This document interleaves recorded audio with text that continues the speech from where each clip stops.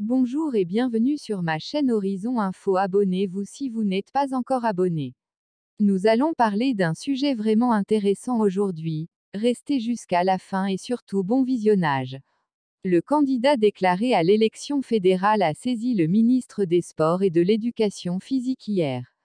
Malgré notre volonté manifeste de participer à ces élections qui vont débuter le 24 septembre 2021, il nous est impossible de ne pas vous faire part de nombreux manquements relevés depuis la mise en route du processus électoral jusqu'à ce jour. Ainsi, Samuel Eto'o-Fils a alerté le ministre des Sports et de l'Éducation physique, MINSEP, dès le démarrage du processus électoral de la Fédération camerounaise de football, FECAFOOT.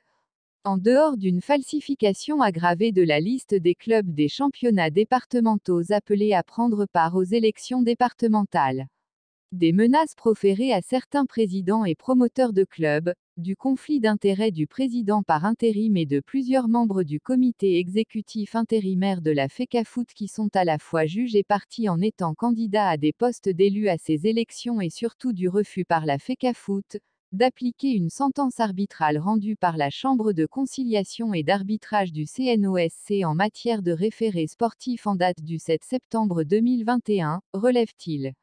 Alors, il est clairement démontré par ces faits que nous allons tout droit vers une mascarade électorale fomentée par l'exécutif intérimaire actuel dans l'unique but de se maintenir aux affaires, déduit-il.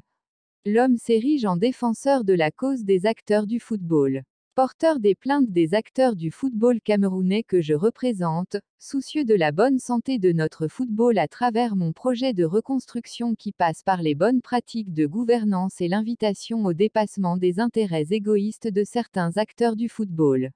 Afin de permettre aux Camerounais de se réapproprier leur sport roi, je me permets de vous tenir cette correspondance, confiant de ce qu'elle attirera votre attention et vous donnera suffisamment d'éléments afin que vous preniez les responsabilités qui sont les vôtres, invite-t-il le ministre Moël Kombi à intervenir.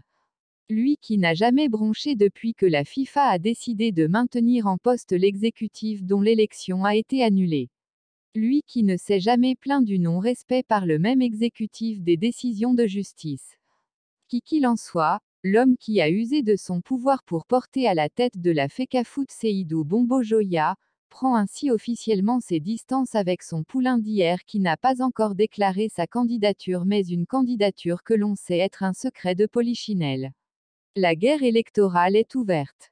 En faisant ampliation de la lettre au secrétaire général des services du Premier ministre, au secrétaire général de la FIFA et au secrétaire général de la CAF, le candidat tient ainsi à interpeller ces autres instances afin de mettre plus de pression sur le ministre qui avait déjà essayé en vain d'interrompre le processus électoral dès la convocation de l'Assemblée générale du 13 juillet dernier pour adopter les textes.